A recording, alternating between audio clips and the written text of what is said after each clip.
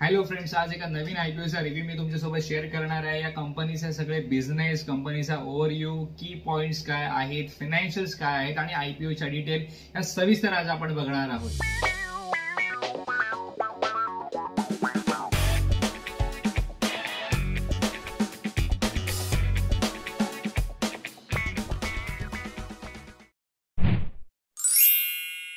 नमस्कार मित्रांनो, माझं नाव राजेश मोरे आणि आपण या व्हिडिओला सुरुवात करूया।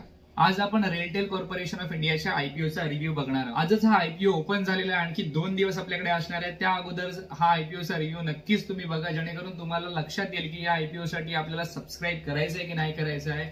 तर सुरुवात करूया कंपनीच्या डिटेल पासून।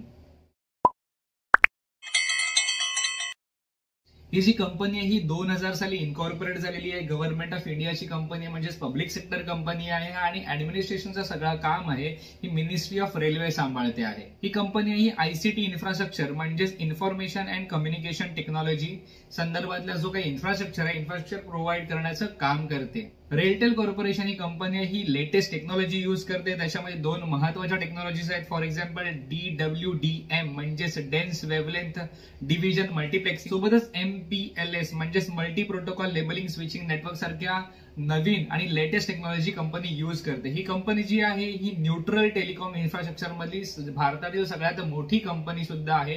कंपनीचा जो आयपीओ काढण्यामागचा जो उद्देश आहे हा डिसइन्व्हेस्टमेंट आहे। जसे की तुम्हाला माहिती असेल की फार मोठ्या प्रमाणामध्ये गव्हर्नमेंट आता डिसइन्व्हेस्टमेंट करत आहे।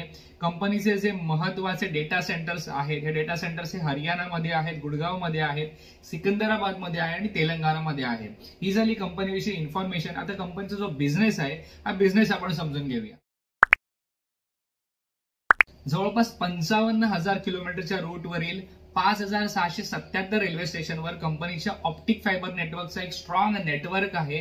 सोबतच स्ट्रॅटेजिक आणि क्रिटिकल नेटवर्क इन्फ्रास्ट्रक्चर सर्व्हिसेसला जर बाजूला सोडलं तर कंपनी आणखी आयसीटी प्रोजेक्ट राबवते। हे आयसीटी प्रोजेक्ट कंपनी इंडियन रेल्वेसाठी अवेलेबल करून देते, सोबतच सेंट्रल गव्हर्नमेंटसाठी देते, सोबतच स्टेट गव्हर्नमेंटसाठी सुद्धा देते। त्याचप्रमाणे कंपनी ही वेगवेगळ्या पद्धतीचे ट्रेन कंट्रोल सिस्टीम प्रोजेक्ट सुद्धा इंडियन रेल्वेसाठी बनवण्याचं काम करते। आता पुढचे काही प्रोजेक्ट जे आहेत हे फार इंटरेस्टिंग प्रोजेक्ट आहेत, हे नाविन्यपूर्ण प्रोजेक्ट आहेत, ते सुद्धा आपण बघूया। NKN म्हणजेच नॅशनल नॉलेज नेटवर्क सोबत इम्प्लिमेंटिंग पार्टनर म्हणून ही कंपनी काम करते।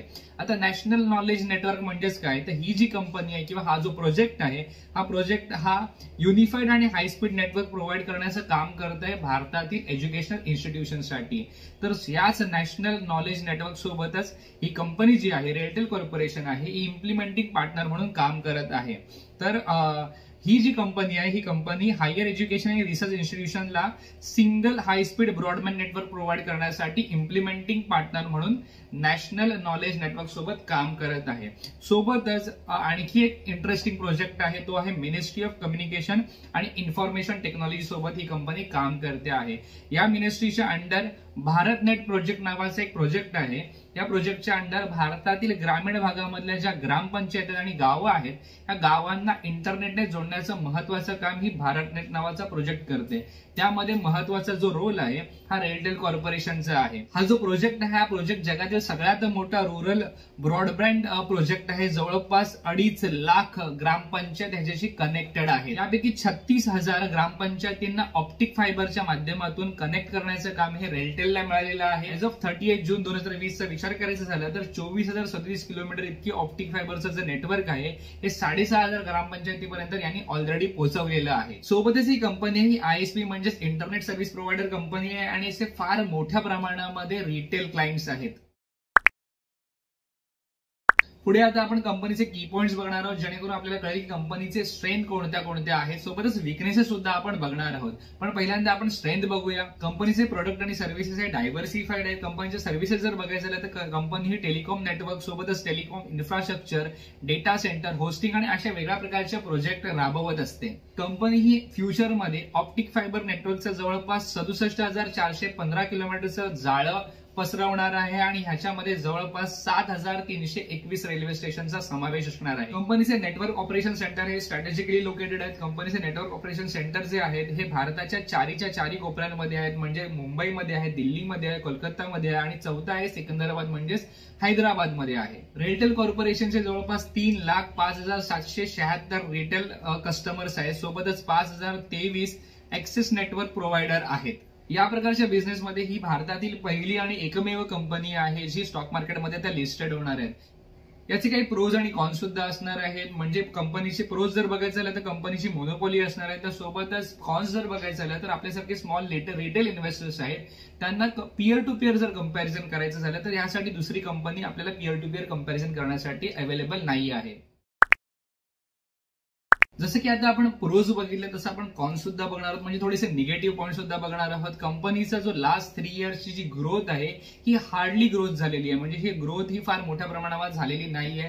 ज्यावेळेला मी तुम्हाला फायनान्शियल सांगेल त्यावेळेला तुम्ही जेव्हा प्रॉफिट बघाल त्यावेळेला तुमच्या लक्षात येईल की कंपनीची जी ग्रोथ आहे ही ग्रोथ ही हार्डली झालेली आहे. सोबतच कंपनीचा जो ईपीएस आहे ईपीएसची सुद्धा ग्रोथ झालेली नाहीये.